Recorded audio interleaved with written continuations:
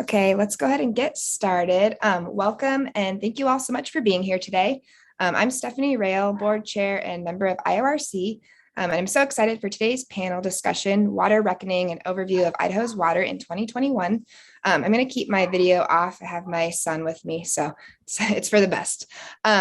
Today's panel is part of IORC's annual meeting, which we can give a bit more info about at the end, and we hope you will consider becoming a member if you aren't already.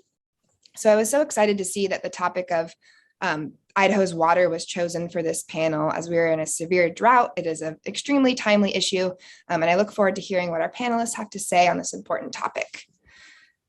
So before we begin, we'd like to take a moment to honor and thank the original inhabitants of the land we are all on and who have been violently forced from their ancestral homes, practices, and ways of life. This violence continues today in many ways, not least of which is the epidemic of missing and murdered Indigenous women. I think Megan's going to link to that report in the chat. Indigenous people have cared for the environment long before colonizers got here and have been fighting to preserve the land ever since. We owe them much more than a debt of gratitude and a few minutes in a meeting. As we continue today's event, I would like to invite everyone to take a moment to reflect on the land they are on, as well as the water that flows through that land. Water connects us, sustains us, gives us life, and it has been just as affected as the land stolen from the original inhabitants of Idaho and the United States. We all have a responsibility to learn more and to do better, to work hard to protect water, air, and land of this earth we call home. IORC remains committed to continuing the practice of land acknowledgements. We don't want them to become so routine that they lose their impact though. So in addition to using the native land link that we'll put in the chat tool and looking up whose land you're on and sharing that in the chat, we're going to ask more of you. We'd like you to take a moment to decide on a commitment that you'll make of actively supporting the indigenous. Oh, sorry. Was that just someone not on mute or was that a question? Okay, I'll continue. Supporting the Indigenous community in your area. Our staff will add some opportunities and examples in the chat. So thank you very much for that. Next, I'd like to introduce our moderator for this event, Megan Carter. Megan is our membership and communications coordinator here at IORC, and Megan has been graciously agreed to moderate today's panel after our original moderator fell ill. So thank you so much, Megan, for stepping up and moderating today's panel. So begin whenever you're ready. Thanks. Wonderful. Thank you so much, Stephanie. I'm also going to add that please, as we're going, you can feel free to add questions into the chat. And towards the end, we will have an opportunity for you all to ask questions. If you would like to change your name in Zoom and add your pronouns, we certainly encourage that so that, especially when we go to, if you have a question, you post a question, that I'm able to address you appropriately in the way that you wish to be addressed. Perfect. So thank you. So to kind of get started, as Stephanie had mentioned, I'm filling in. I'm a staff member here at IORC, and unfortunately our original panel moderator fell ill, and so was not able to attend and facilitate today's discussion. So please bear with me as we make this work, right? That's a great thing about organizing and grassroots work, is that we're really flexible and able to adapt and overcome, right? So I wanted to introduce some of our panelists today. We have three incredible professionals and activists here in our midst. So we have, I'm going to introduce everybody first, and then we'll kind of go into their pieces, right? So we have Josh Johnson, who is a conservation associate for the Idaho Conservation League, based in their Ketchum office. Josh's academic background is in geology with a BA from Middlebury College and MS from University of Colorado. Prior to working for ICL, Josh worked in the environmental education field as a park ranger and interpretive guide throughout the West. Josh has been at ICL for 4 years, and his work spans public lands issues, mining, and water quality. Josh is ICL's technical lead on the Snake River campaign, a long-term effort to restore the Snake River to a safe, swimmable, and fishable condition and protect drinking water quality in southern Idaho. We also have Josie, who's with the is a district manager for the Ada Water and Soil Conservation District. And I apologize, I did not copy your bio over. If you would like to take a moment and introduce yourself with a short bio, my apologies.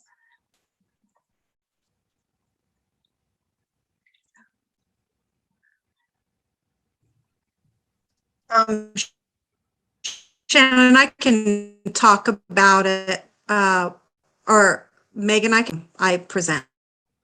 Perfect, thank you. My apologies. I'm looking at my notes here. All right, and then we have Shannon Ansley, who is a member of the Portnet Research Council in Pocatello, Idaho.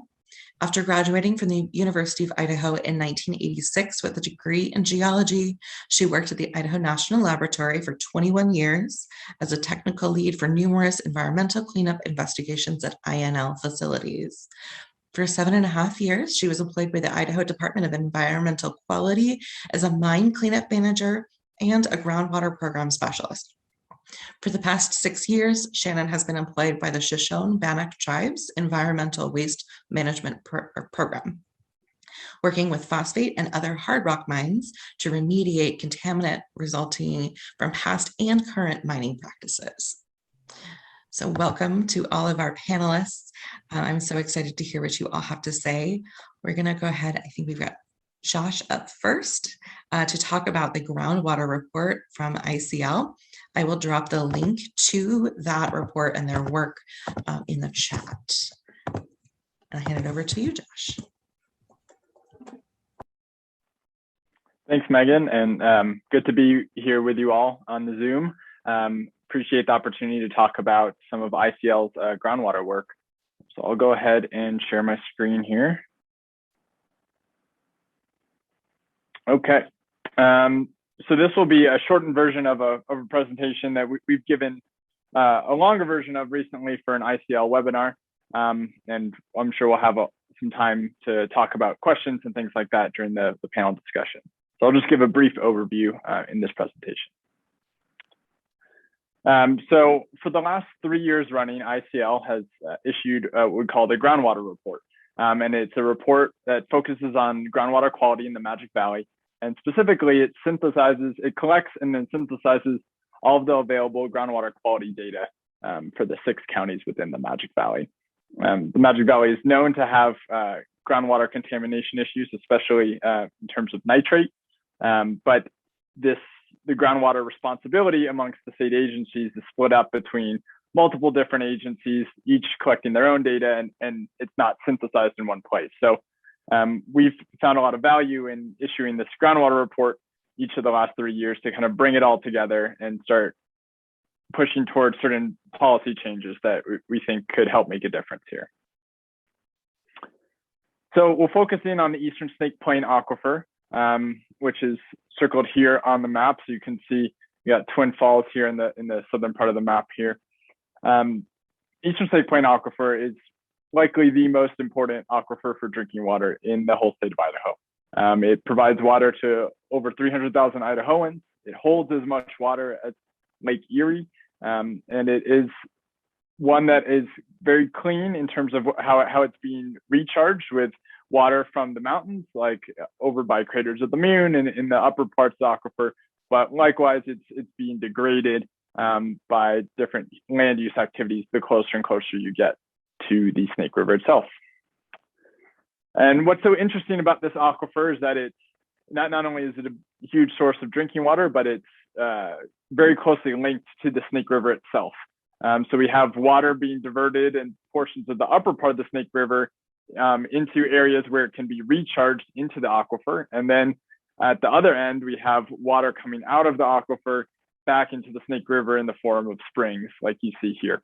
So it's a very kind of integrated system, and the pollution that we see in the Snake River and we see in the groundwater is interrelated. And this kind of pollution we'll refer to as nutrient pollution, which can seem like a misnomer at first. Obviously, nutrient generally implies something good. And in this case, nitrogen and phosphorus are the nutrients that we're talking about. They are essential for plant growth. That's why they're in fertilizers. But when there's too much of it, like you can have too much of a good thing. And when there's too much of it, the excess amounts are liable to run off into our surface waters and leach into our groundwater. So these sources of nutrients, and specifically nitrogen and phosphorus, are very well known.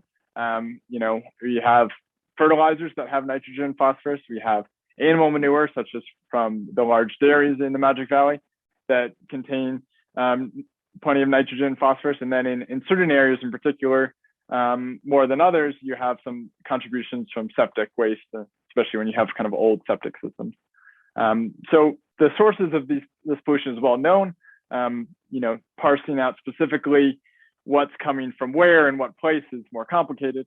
So just know that is always a difficult thing to figure out. But from some of the estimates that have been done in the Magic Valley, it's dominantly from fertilizers and from animal waste, whether it's dairies or cattle. And so those are the big two in the Magic Valley.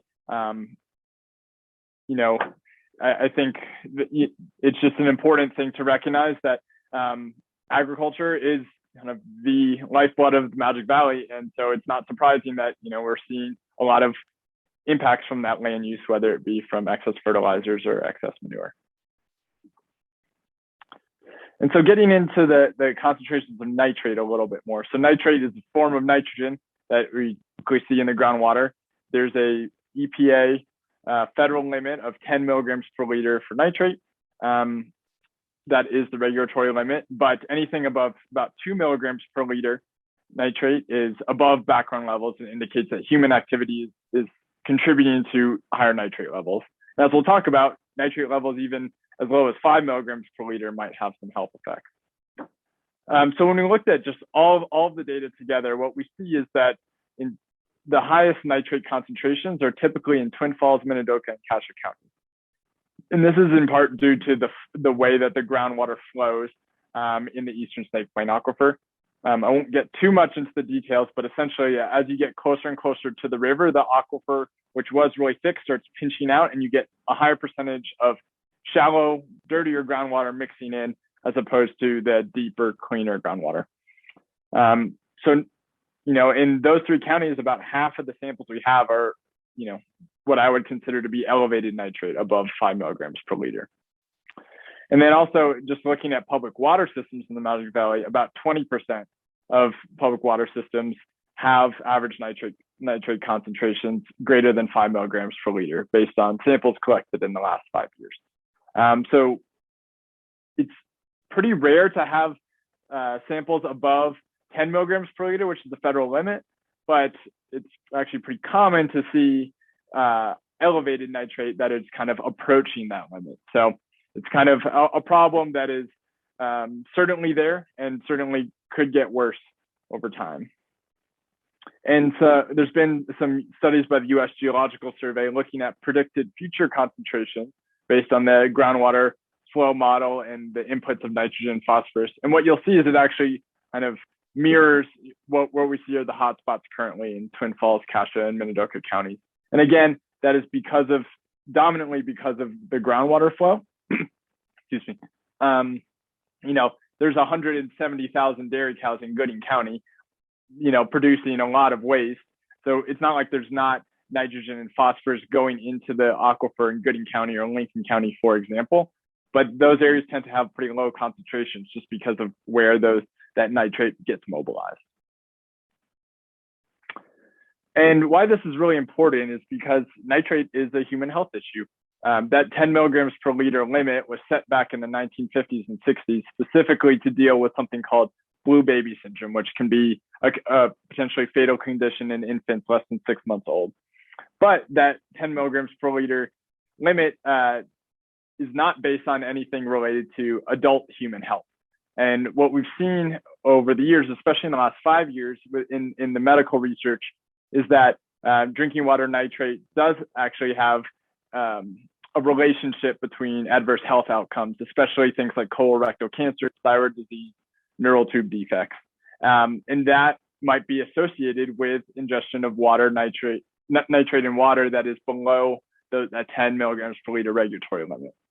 So even though the agencies might view that 10 milligrams per liter number as a kind of a magic number of sorts, where if it's above it, it's bad. If it's below it, it's safe.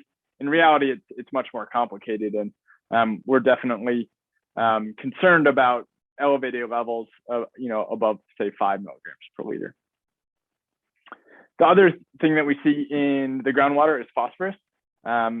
Phosphorus is not a drinking water or human health hazard in drinking water by itself, but does exacerbate existing problems with phosphorus in the surface water, specifically the Snake River.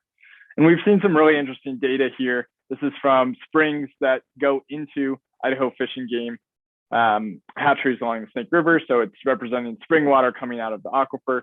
And for most of the previous decade, those numbers were low, about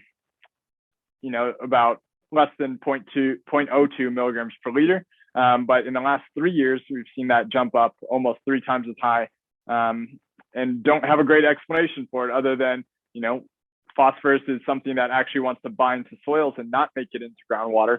So when it does get into groundwater, it is typically indicating that, certain areas might be pretty saturated in phosphorus, which is not surprising given what we know about the amount of fertilizer being put on the land in the Magic Valley, in addition to the 56 million pounds of dairy waste that are produced every single day in the Magic Valley. So we know the inputs are there, but we're potentially starting to see some of that impact in the groundwater. And this is kind of important to kind of the average Idahoan, because it exacerbates these problems that are already happening in the Snake River that are driven by phosphorus. And one of the big ones is something called harmful algal outbreaks, which are in part fueled by excess nutrients.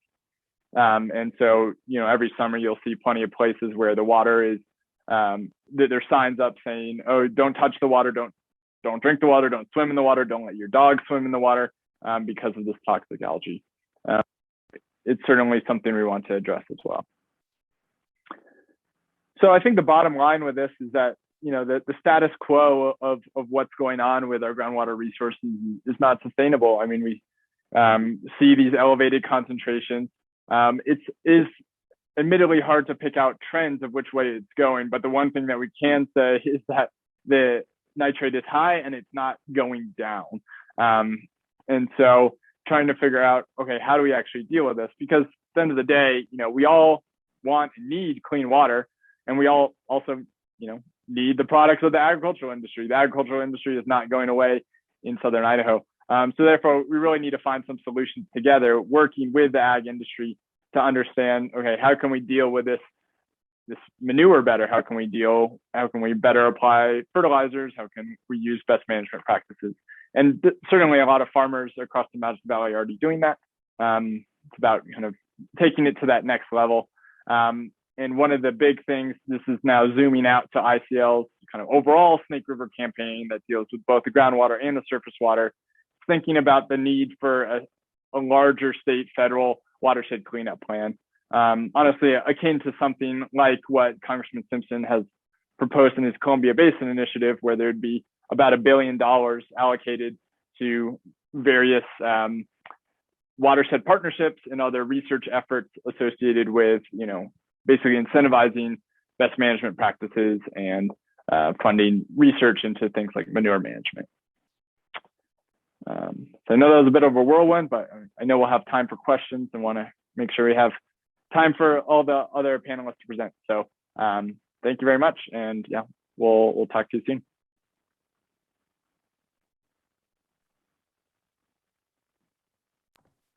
Thank you so much, Josh. That was incredible. Let's go ahead and let's see. I'm going to reshare all of those links. My apologies. Looks like those are going into the wrong folder. So I'm going to pass over to Josie. And let me know, can you see my screen here? Yes. It's okay. So I can't see much except my screen, but my name is Josie Erskine, and I am the manager of the Ada Soil and Water Conservation District. And I also am a farmer, and I'm looking out of my window right now, and I can see the Snake River. So that's interesting, and I appreciate Josh's work, because my dream for my children is that someday they can go swim in the Snake River. Is kind of a dream of mine. So I'm going to start my presentation, and I have to say it's a little bit of a heartbreak presentation, but that's kind of where we're at. So if you talk to scientists, the summer of 2021 will be the coolest summer that we will experience for the rest of our lives. And that doesn't mean that in temperatures in the area that you're in, but it means overall trends globally are that we're heating up. Here's a map of U.S. drought monitoring. And so you can see that the entire state of Idaho at this point is in a drought, with some being in a exceptional drought or extreme drought. But the majority of the state is in a severe drought to an exceptional drought. And this is kind of a 30-day forecast. We've passed this, but what we're seeing is monthly temperature outlooks. And from where I'm at in the Treasure Valley, our temperatures are rising. Even this fall, we've had extremely warm temperatures and very little frost at this point. So the next slide that I'm going to show is about aquifers. So this is the aquifers in what I would consider more of my watershed, or not aquifers, sorry. This is the reservoirs from the watershed that I live in and that I am a farmer in. And this is of 9/23/21, so this is pretty recent data showing you how low right now our reservoirs are in what I would consider the reservoir watershed that I am in. And then I do have a picture of the reservoir watershed 2 of eastern Idaho, and you can see how low the reservoirs are there. So where we're at historically is moving into a drought. And the idea of drought has been that there's cycles of drought. We'll go through a drought and we'll see ourselves come out of drought, and we'll go into drought and we'll see ourselves go into drought. And historically it's been that we monitor the snow, and every year we cross our fingers around this time. And if we look to our sister state below in California, we can watch that they've been in a horrific drought for a long time. And this is now a norm for them, is this. And some of the idea of how Idaho should move is that we are now in the norm, that we're moving in to a whole different cycle in our planet where we're going to get warmer, where storms are going to be less predictable, our climate's going to be less predictable, and water is not going to be something as predictable as it has been in the past. And so here are a little bit of policies that California made during the start of their drought. Some of these are things that Idaho should be doing. Of course, they said that every human being has the right to safe, clean, and affordable water. And that was 2012, and we've watched how there's been parts of California that haven't had access to water, even with that legislation being made. They also enacted in 2014 legislation that required agencies to establish sustainable groundwater management plans. That's something that Idaho should be enacting at this point too. In 2015, a 25% reduction of what I would consider household use water was asked. And they got to this. They almost got to 30% in 2016 of household water, but it didn't make a huge impact because this did not affect agriculture. And that's a lot of the policies, like the Clean Water Act, in what we see when we see it not include non-point source polluters. We've seen that agriculture is approached as separate. So each producer is kind of approached as a producer instead of agriculture as a collective. And that has been a big problem for California during this drought because one of the things that they didn't do is limit the drilling of agricultural wells during their drought. And that is possibly going to become a huge problem for the state of Idaho as drought happens, is allowing producers to tap into groundwater sources, which they already do, but allowing more of that to happen. That's a very, very short term look at water and how it's used. If we look at kind of how California moved in some areas more progressively, we see that they were very, very kind of stringent and created restrictions. And these are policies that were made upon like households or small homeowners. And these are things that could be in the policies in drought areas that could be used in our counties and cities to help mitigate some of the problems of drought.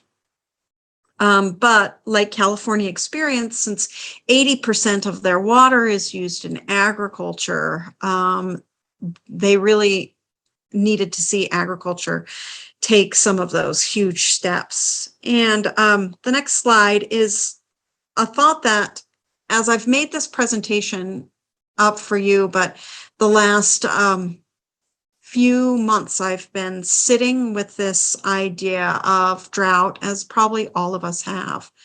And what are the steps? And thinking of the term Mother Nature, but thinking of mother as a verb, or to care for, in that time of the intersect that we are, where we have this intersect of science and kind of spirit, or even mystical thought, which is proving through science to be true, as we see in like the ways that trees can communicate through their mycelium as kind of organisms and send different information to each other. We're seeing these kind of mystical thoughts play out scientifically. And as we're at this place of nature and extraction, exactly what Josh talked about, this extraction nature of agriculture, and now this play of these pollutants, which are considered nutrients, now acting as pollutants, and this idea of policy and our politics and morality come into play. We're at a huge crossroads right now, especially with this drought and the pandemic. And the place that it brings us is a place that we need drastic change, and that change is really inconvenient for all of us. We cannot make more rain or snowfall in Idaho. And so now it is going to become our duties to protect those aquifers and also preserve them. This ties into Josh very well, though we can have a lot of groundwater. If it is unclean or polluted for our health and for the ecosystem's health, then it's not valuable. So that's where we're at. This idea, and Stephanie Rawl, who is the moderator of this, not the moderator, but the board member of IORC who has brought this forward, this is her name that she brought forward, this Idaho's Aquifer Allies, is this term that we've been playing as we talk to each other about protecting Idaho's aquifers. And some of the steps that should be done and where they're done or what group does them hasn't been identified at this point, but really we need to work closely and start working with California to see where their policies fell short and where they caused harm or where non-regulation caused harm. They did create, I talk later, the SGMA, but it had something like a 26-year rollout, which was a kind of a groundwater maintenance and policy act that they created. But the length of time that they allowed for it to roll out was so long that it's going to make absolutely no difference for them at this time. People need to understand what their aquifer is or their watershed is, and much like understanding the inhabitants of the land and the indigenous, it's also now a time to really understand the connection of all of our aquifers and where that water comes from and how it moves through our state under our feet. And because we only can love what we understand, giving people the tools in their daily lives to conserve water. So ideas about drought tolerant gardens or how they can create gray water systems in their house, which these are all great and we all need to participate in. But California can show that those are very small steps. We need larger steps. Arizona is doing some really innovative road construction at this point, that now all of their water in their new developments off of their roads goes into these swells for recharge. And looking at innovation from our sister states that are more desert than us can really can be beneficial to us at this time. Using innovative technologies that farmers use. So a lot of California ag right now is not just put on the 2 inches of rain. They have technologies tied to their plants and plant sensors. And so they are watering their crops according to plant sensors that will tell them when a plant is stressed out, and then they will apply water to their crops until they see that plant sensor hit. This is an incredible technology, but you can save a lot of water in that. And showing farmers and ranchers drought preparedness measures. And this is even how do they plant different crops? How do they move to more drought tolerant crops or move away from heavy water crops? Policies for aquifer management. A big one that would be for the Treasure Valley is limiting growth or putting moratoriums on growth during drought. This is very controversial, but we are in a time of severe drought. And having growth or population expand at the rate that we're having in especially the Treasure Valley is very, very dangerous if we maintain this cycle of drought. So creating like the sustainable groundwater management.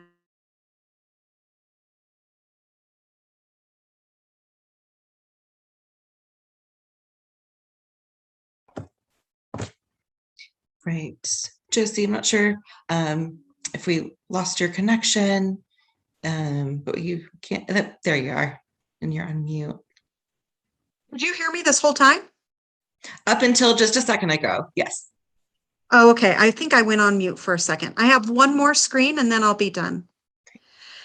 This is right now. Oh, sorry. No, you're good.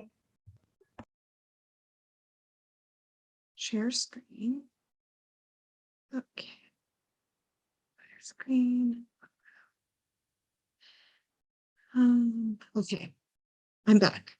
All right. Thank you for sticking with me. I am in rural Idaho with great internet. So I do want to talk about some of the agricultural drought that can be taken. And this is more through conservation approaches.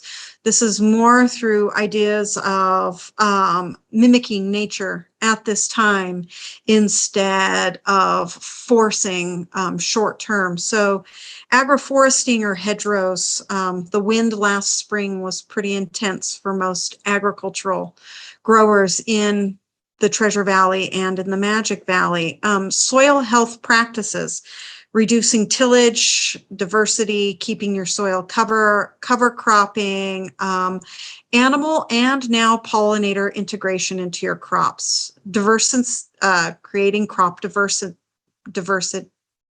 diversification, improving our food production from existing livestock. So mob grazing instead of CAFOs is going to be very important for us during this drought.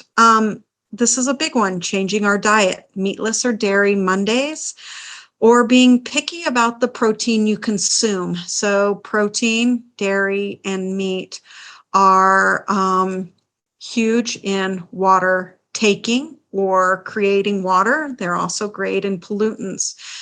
Mindfulness in how we eat and what we consume is a major player for both polluting and for drought.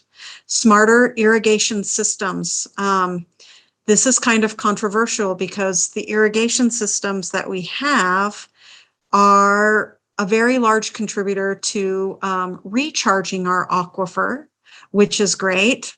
They do add pollutants, but you can see in areas where they've moved to more efficient water, sprinklers, drip, that the recharge of their aquifers are not as vibrant as they were when they were having flood irrigation. So this is definitely one that we need to move to smarter irrigation, but we need to be mindful about all of the effects that we're having on our entire ecosystem. Farms need to create holistic farm plans for drought. What do you do if drought? How does this happen? We can't live in a state of emergency during drought. We all, as farmers, I'm a farmer, I need to have a drought plan.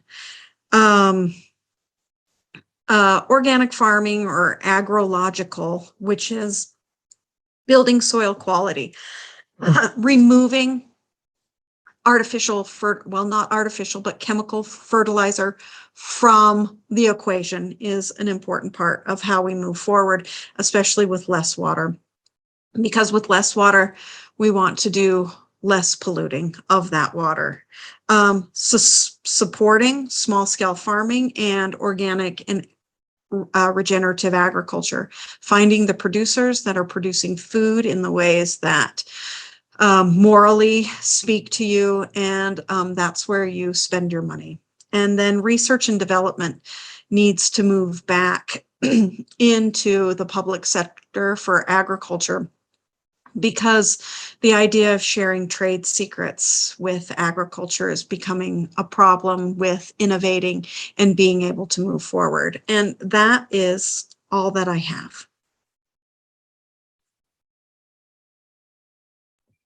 Thank you so much, Josie, for sharing all of that with us. And again, just as a reminder to anybody joining us today, please add any questions or comments into the chat. We will be addressing comments here at the end. And if you're joining us on Facebook Live, you can do the same thing there. There's an opportunity to add comments and you can ask your questions there. We'll be keeping an eye out there as well. All right, so next up we have Shannon Ansley. Hello, everyone. Thank you to IORC and ICL. Josh, wonderful job on your report. And thank you, Josie. I just wanted to, I don't have a PowerPoint presentation, so I'll just be a talking head for my part of the seminar.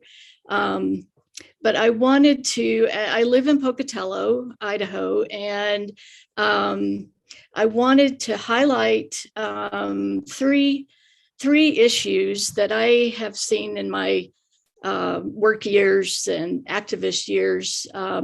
Three things that are dire concern to me from a water standpoint. What I have seen is that we watch the water conditions, whether it's quantity or quality. We measure, we do research, we do reports, and that's all wonderful. It needs to be done. But what I have yet to see is any community, particularly the Pocatello, Chubbuck, and Bannock County communities, that have yet to do anything substantial and long-term and sustainable to protect our drinking water resources here in town. And with time, I believe these damages to our water resource will be revealed in our health, if they haven't already, and in our pocketbooks. The first of the three issues that I want, and this will be a short one, but I want to address private well owners in not just Southeast Idaho, but all over across the state. Monitoring and protecting your private well drinking water is your responsibility. There is no state agency or federal agency or anyone really that's monitoring or looking out for your health and safety or the quality of the drinking water coming out of your private well. That's your job. And so it's extremely important to pay attention to what's in your drinking water for you and the health of you and your family. And the best recommendation that I have for you is to test your well every year. There are a number of labs in the state, in the bigger cities. The Idaho Department of Environmental Quality website keeps a list of state certified labs, and you can find that on their website. Call a lab and they can give you a recommendation for what to test for based on your physical situation, whether you're on a ranch, a farm, you're next to a large animal or confined animal feeding operation, or whether you're just out on your ranch, or if they're ag fields next to your property. The next issue that I want to point out, and this is something, of course, dear to my heart because I live in Pocatello. This is the lower Portnet Valley Aquifer, which occupies the valley floor of Pocatello and Chubbuck. Those cities rely on this aquifer as the only source of drinking water for over 73,000 people. Most all of our historical and current industry, business, municipal, and residential activities occur directly on top of this aquifer. These two cities, Pocatello and Chubbuck, as well as Bannock County, have up to this point not instituted any substantive protection measures for our drinking water. Even after serious contamination has been detected and continues to be detected in the aquifer, such as nitrate from septic systems or leaking sewage treatment lines or sewage movement lines, to contaminants coming out of our county landfill, which is at the upgradient end of the aquifer here. Even after those contaminants have been detected, the cities do nothing but apply Band-Aids as problems arise. And for over 25 years, various agencies and organizations have tried to educate the public leaders in both Pocatello and Chubbuck, as well as Bannock County, regarding the source of their groundwater and have made meaningful recommendations for long-term protection activities for the aquifer resource. However, the leaders have done nothing to address protecting our groundwater, drinking water source. And as the aquifer continues to degrade from existing contamination and from new sources, as our community continues to grow, the costs are going to be high for the consumer and for businesses, as these the municipal water supply will likely require increased treatment for those contaminants. Currently, for Pocatello, the only treatment required is chlorine to take care of the bacteria. There are a few wells in Chubbuck that are in contaminant plumes, chlorinated solvent contaminant plumes, and they have to treat at least one, maybe two different wells for that. So as I said, the costs are going to be high. We need to do something. We have to stop just talking about it. The failure to act and the carelessness, in my opinion, shown by our leaders in both towns and the county is a growth killer for our community and for the future.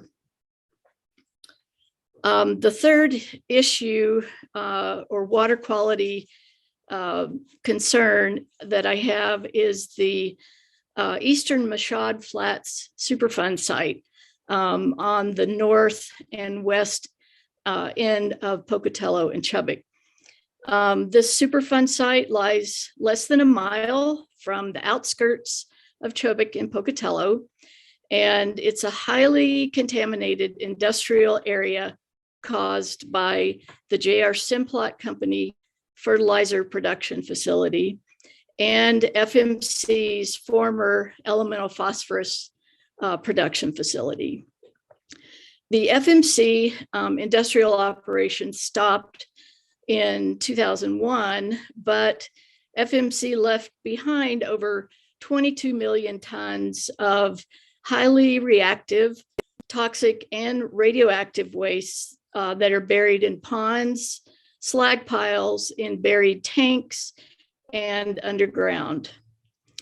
The Simplot Don plant, still in operation, dumps its highly toxic and radioactive waste called phosphogypsum into an ever-growing and spreading mountain that we commonly call a gypstack, and it lies above the outer banks of the Portnet River, which flows through Pocatello and north out onto the reservation and into the Snake River and beyond. This mountain of waste is easily seen by all who drive by or fly into the area, and it's clearly visible from the new LDS temple and the new Northgate residential and business development areas. Wastes from these plants have, contaminated air, soil, vegetation, groundwater, and surface water of the Portnet River, as I said, which flows onto the Fort Hall Reservation and into the Snake River. The EPA and the state of Idaho have required some cleanup activities, yet a recent EPA document stated that neither company is doing enough to reduce contamination in the environment surrounding these facilities. Residents on the Fort Hall Reservation, Chubbuck residents, and Pocatello residents are at risk for health effects from these facilities. The people of Pocatello and Chubbuck, and this is the sad part, including city and county leaders, have been lulled into thinking that Simplot and FMC pollution is harmless. They are tone deaf to warnings, studies, research about the health risks of pollution from these two facilities. EPA has failed to continuously educate our leaders. Initially, when this site was designated as a Superfund site in 1990, there was a lot more engagement by Region 10, EPA, in the community. However, that has fallen off drastically in the last 10 to 15 years.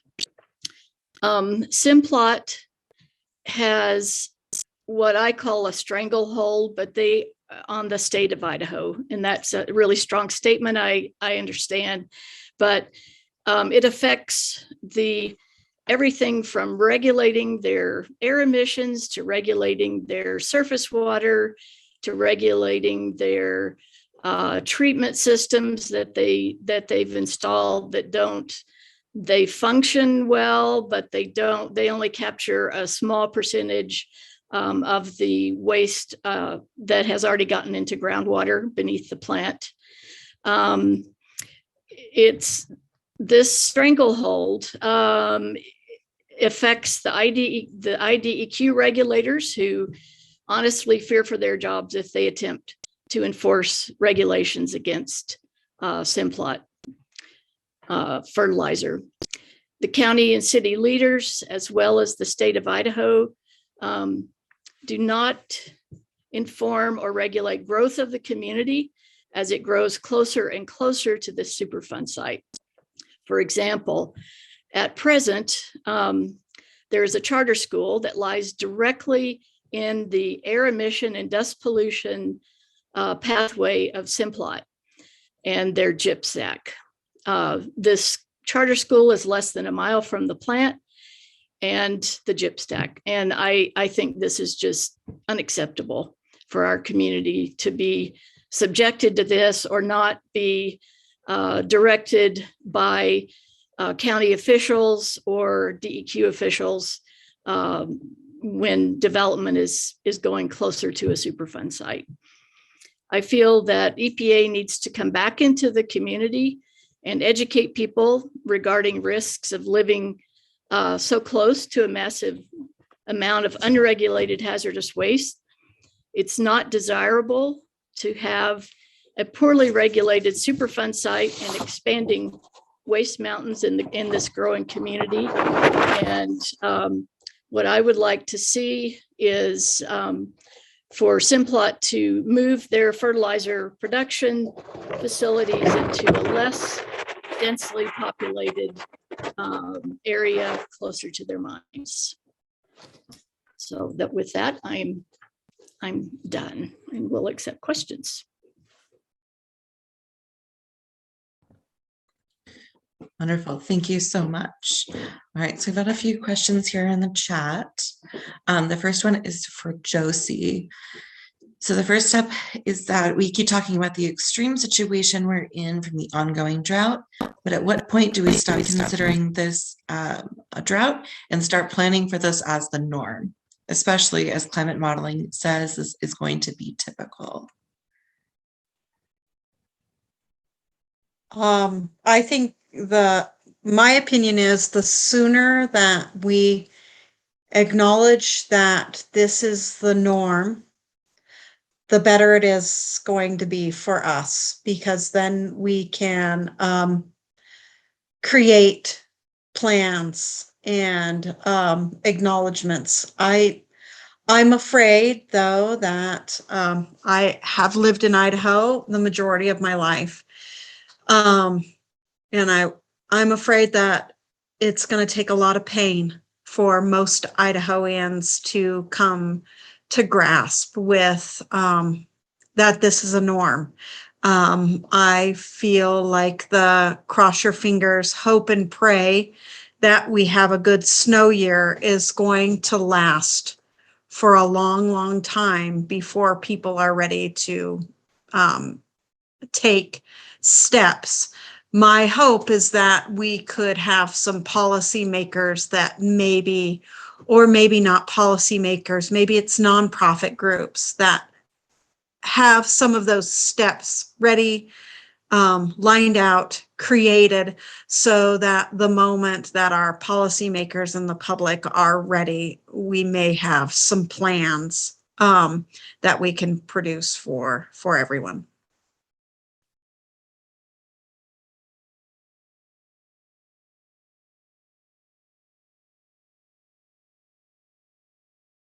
Megan, you're on mute. Thank you. Thanks, Doug, too. All right, so second question for Josie. Given the water scarcity around Idaho, can you tell me how the region is planning to mitigate the potential impacts of the expansion of almond farms into the Treasure Valley in southern Idaho? Almonds are not only one of the most water-intensive crops grown, but also require the same water levels in the year they don't bear crop.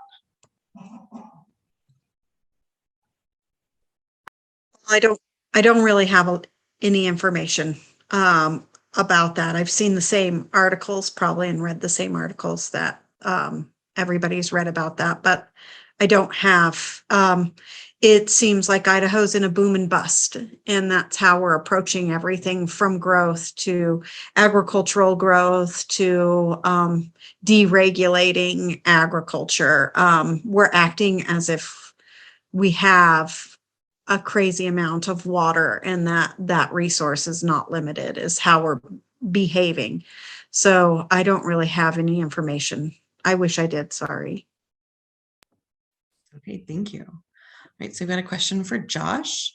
What can Magic Valley residents do to ensure their drinking water is not causing negative health effects? And I'd also say, just anyone in general, what can folks do to ensure that their drinking water is safer? Sure. So I think Shannon addressed this a little bit in her talk, but I think step number one, especially if you have a private well, is to get your water tested. And so a couple ways to do that. And I can post a link in the chat once I'm done talking here. But there's official state labs you can do it at, but there's also something as easy as kind of a nitrate strip you can use. That will just give you a ballpark of like, is your nitrate high or is it low? And then if you find that the strips are really inexpensive, so that could be a good first step. And then if the strip indicates that your nitrate is high, then it might be worth actually going to get a test. And sometimes DEQ will have free nitrate testing at like county fairs or other events like that as well. But they would be the ones to contact about how to get your water tested. Hopefully that helps. Great, thank you. I have a question for all of the panelists, so we can kind of just take turns popcorn and jump in. So last legislative session, we saw a number of bills relating to agricultural or dairy, nutrient management, and fertilizer use and production standards. What can we expect to defend against this coming session, and what should we be proactively pushing for?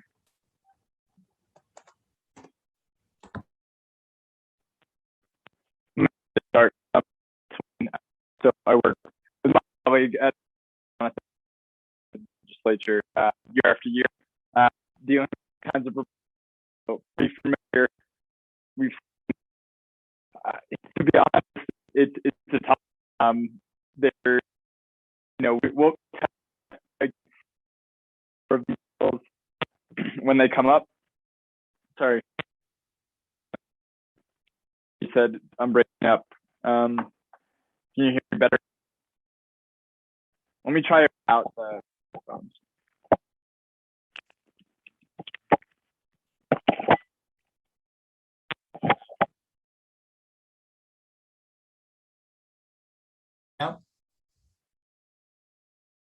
Okay, let's try that. Sometimes when the headphones have a little battery, harder to hear. So what I was saying is we expect, we see these bills, every year.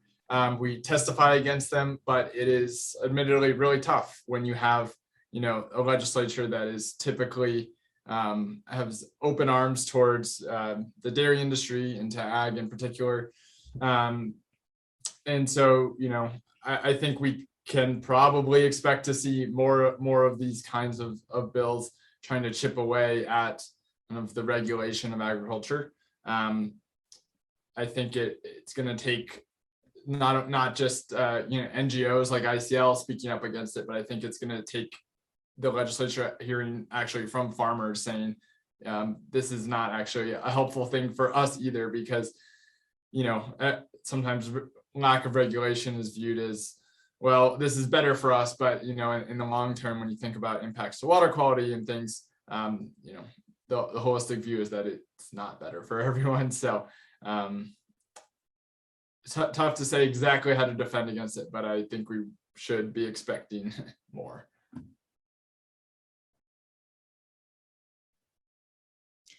I just wanted to add a little bit to that. In my, it's great to have NGOs and grassroots organizations speaking up and talking to the leaders, working with community, educating people. But that, I did that for a number of years, and it helps, but unless there's a regulation or a requirement to do something, I've not seen a community, especially in Idaho, really volunteer to do anything that would improve drinking water quality. It's just, and I don't think it's specific to Idaho necessarily. I think it's countrywide, but I really feel strongly that voluntary measures don't work, and that it really needs to be a law or an ordinance or something to make people do. And I know we don't like that here in Idaho, but people just won't do things if it's voluntary. So.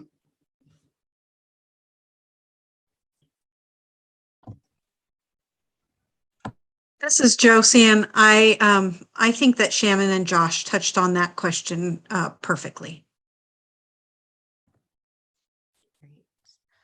Great. So another question from Leanna.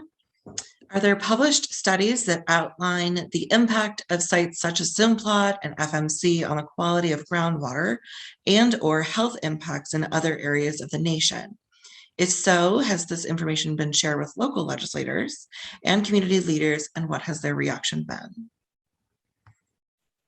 That's for anybody. Yeah, there are a lot of published studies. A lot of them are at the library. A lot of them you can obtain online. Excuse me. And I know that in the past, the results of those studies have been presented to the community. I don't know if they were actually addressed directly to the cities and the county, but it has been shared. I've been in Pocatello for about 30 years, and people have just become tone deaf, and they don't pay attention to the hazards that are in our backyard.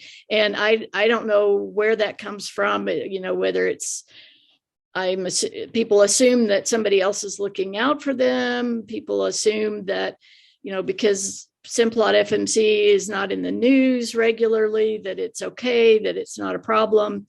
And I think when the EPA was removed from the area, that we lost a huge resource and continuing amount of education that we really need them to come back here and reinitiate and re-educate.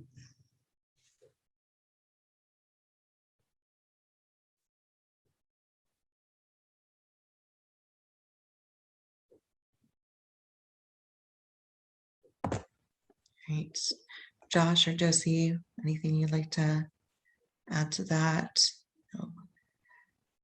Sue, did you have a question?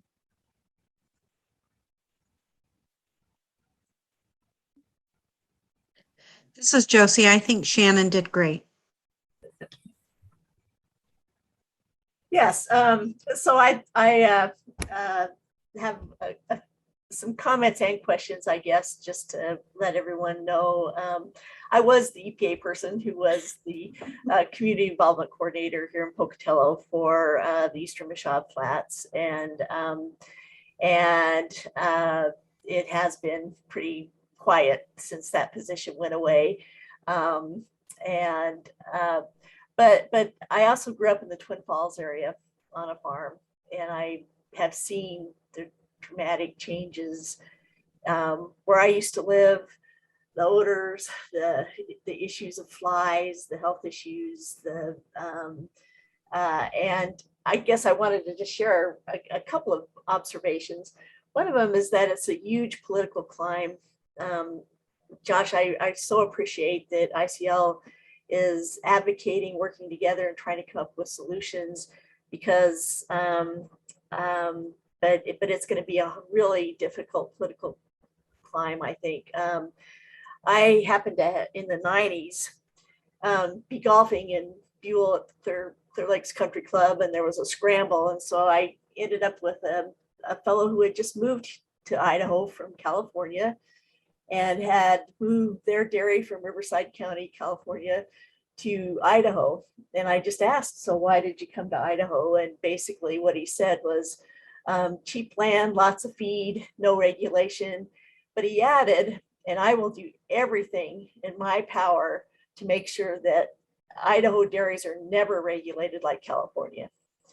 And that's the 1990s. And obviously we've seen that for the last 30 years, the influence of the Idaho Dairy Association on our legislature through either funding campaigns or through intimidation, just a lot of different aspects there. So I just want us not to be naive and understand that information and knowledge and educating the public is going to be critical to any success in these areas. And then an area that I'm concerned about as well, that I observed this year with the drought, and I don't know if any of you have comments about it, is how there seems to be solutions through paper water rights. The area around Bellevue and Peekaboo and those areas, the solution to that was to trade water rights in areas that are not physically connected to that area in order to allow those farmers to continue, the groundwater farmers who were, I think, second in line for their water rights to the surface water senior holders.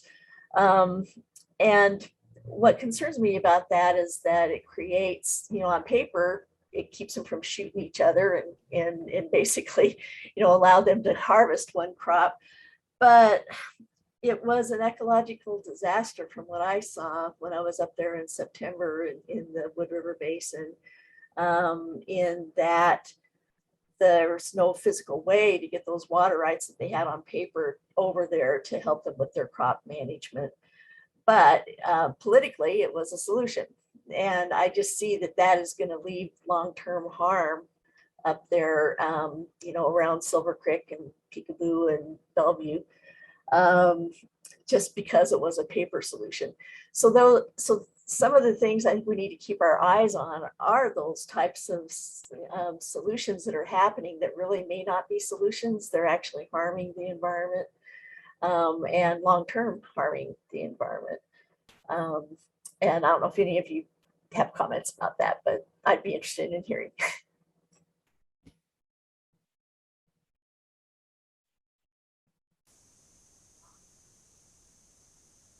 Thanks, Sue. I can comment, kind of going back to the point you made about the dairies. It certainly is an uphill battle, and I do think, that public education is key.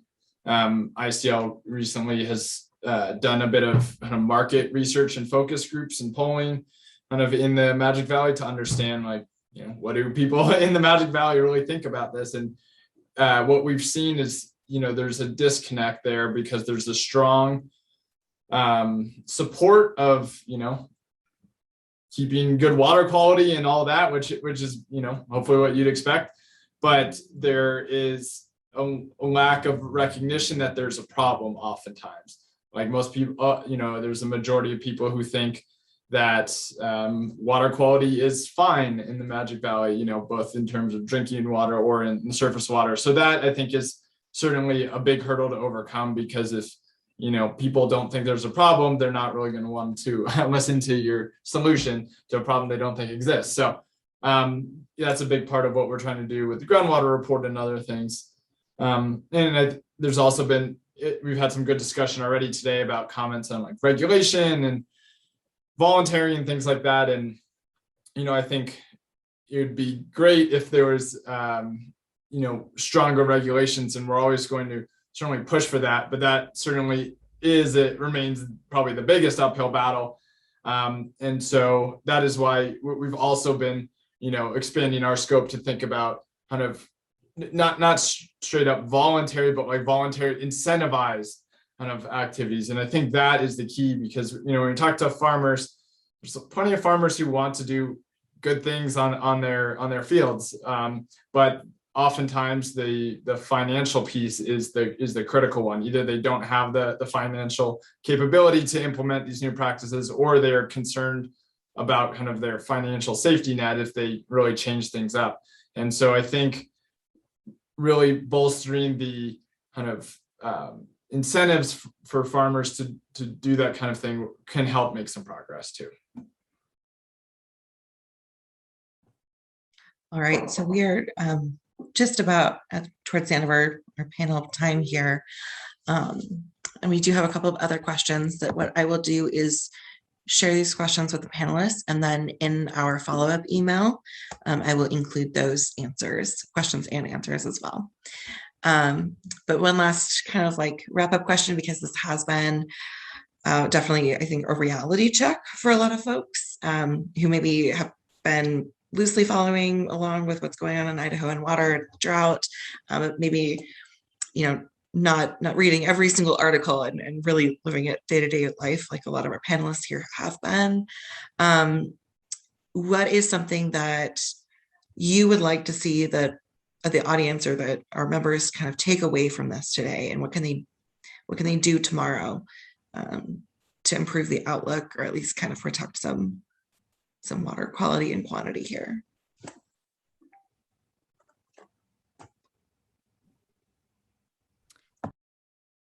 I'll go first, if that's okay.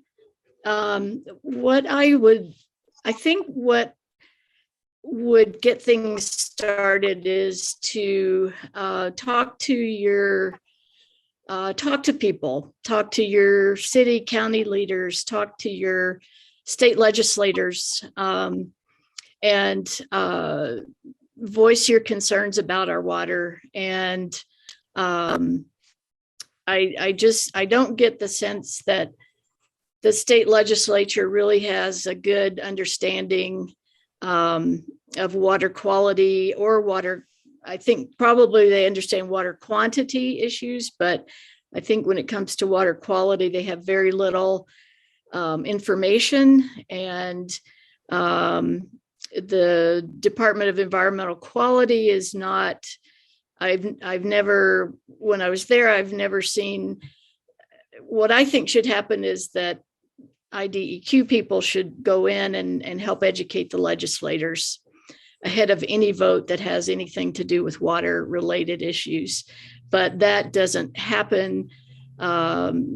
Jobs are threatened and positions are threatened and that kind of thing. So that would be my biggest recommendation.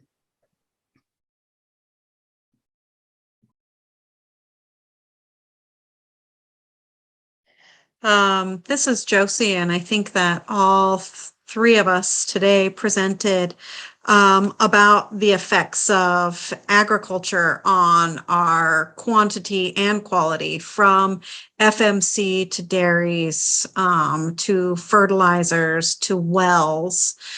And I think that one of the things that the farmers that are deciding to do these practices of cover cropping or mob grazing or transitioning to organic or using micro sprinklers, they need support. And most of them are selling directly local to consumer.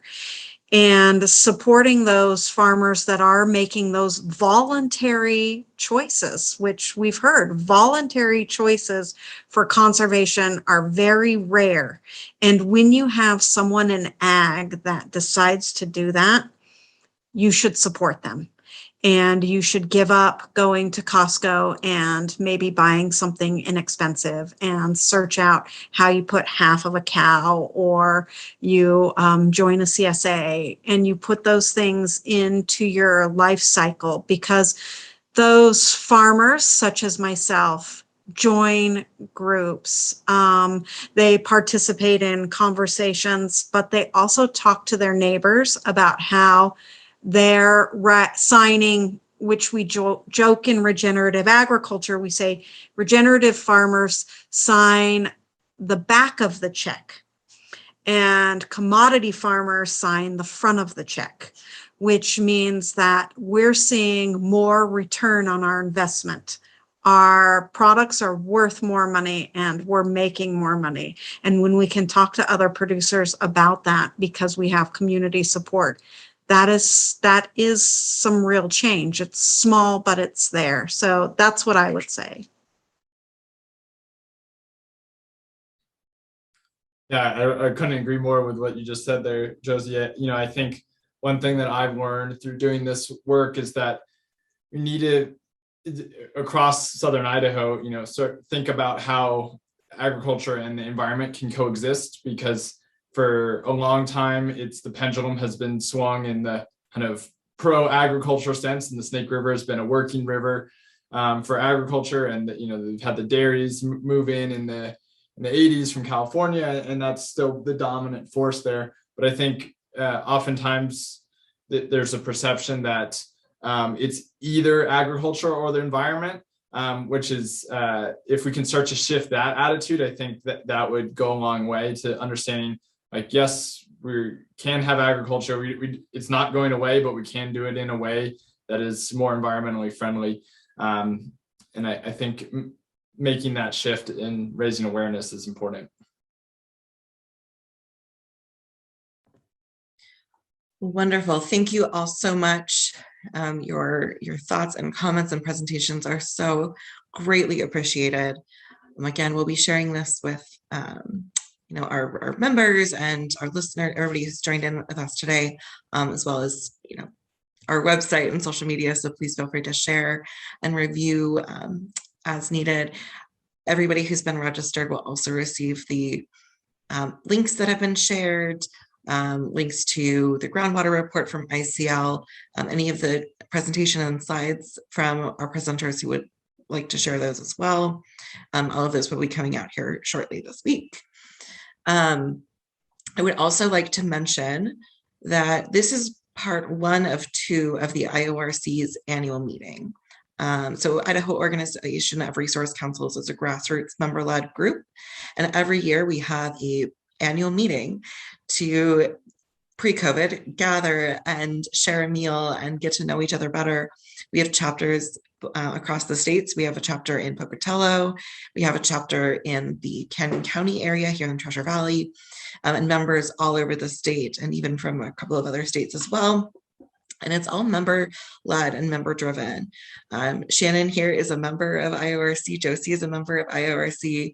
And to Josie's comment and examples, if you'd like to see a great example of cover cropping and regenerative agriculture from a member, this year our IORC, our Vision 2C member and local farmer and original facilitator for today's panel, Carrie, was able to turn, with the help of the agriculture and food team, a section of her land that had been fallow into a cover crop area to add some more moisture retention capability to the soil, as well as I think they were all native seeds, Great, and it was a lot of fun. We've got a video coming up this Friday with part 2 of our annual meeting.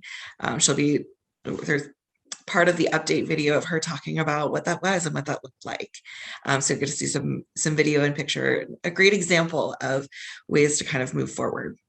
And it's members like Carrie and all of our members here today who make IORC what it is, and lead the way and lead the charge in what the organization does and takes on as a group.